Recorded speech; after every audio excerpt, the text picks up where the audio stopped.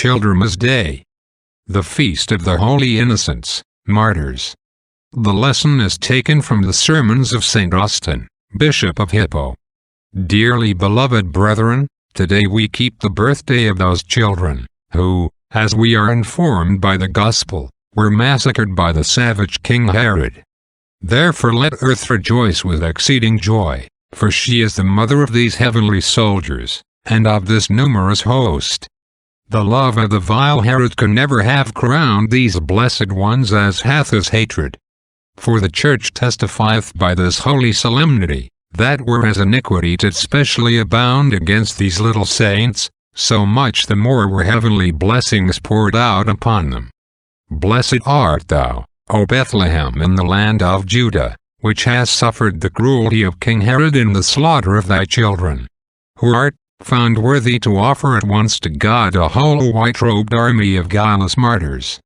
Surely, it is well to keep their birthday, even that blessed birthday which gave them from earth to heaven, more blessed than the day that brought them out of their mother's womb.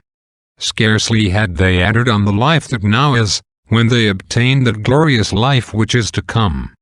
We praise the death of other martyrs because it was the crowning act of an undaunted and persistent testimony. But these were crowned at once. He that maketh an end to this present life, gave to them at its very gates that eternal blessedness which we hope for at its close. They whom the wickedness of Herod tore from their mothers' breasts are rightfully called the flowers of martyrdom. Hardly had these buds of the Church shown their heads above the soil, in the winter of unbelief, when the frost of persecution nipped them. Amen. The lesson is taken from the Holy Gospel according to St. Matthew. In illo tempo rei. At that time, the angel of the Lord appareth to Joseph in a dream, saying, Arise, and take the young child, and his mother, and flee into Egypt, and be thou there until I bring thee word. And so on.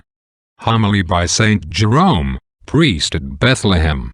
He took the young child, and his mother, and fled into Egypt, by night and in darkness.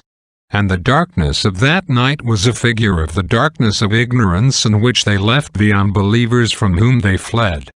But when they returned into Judea, we learn not from the Gospel that it was by night, or in darkness, which is an image of that light which will lighten the Jews, when, at the end of the world, they shall receive back the faith, which now lighteneth the Gentiles, even as Judea received Christ returning from Egypt. That it might be fulfilled which was spoken of the Lord by the prophet, saying, Out of Egypt have I called my son. Those who go about to deny the authority of the Hebrew Scriptures, ask where any such passage is to be found in the Septuagint.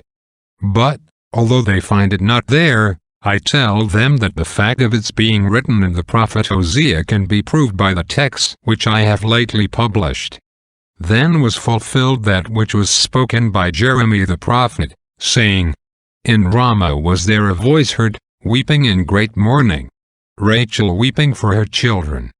The child of Rachel was Benjamin, and Bethlehem is not a town belonging to his tribe.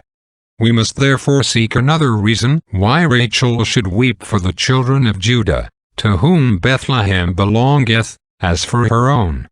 The plain answer is that she is buried at Ephrath close to Bethlehem, and she is called Mother on account of the resting place of her earthly tabernacle being there. It is possible also that she is called Mother because the tribes of Judah and Benjamin were joined together, and Herod slew not only all the children that were in Bethlehem, but also in all the coasts thereof. Amen. Benedicat vos omnipotens Deus, Pater, et Filius, et Spiritus Sanctus. Amen.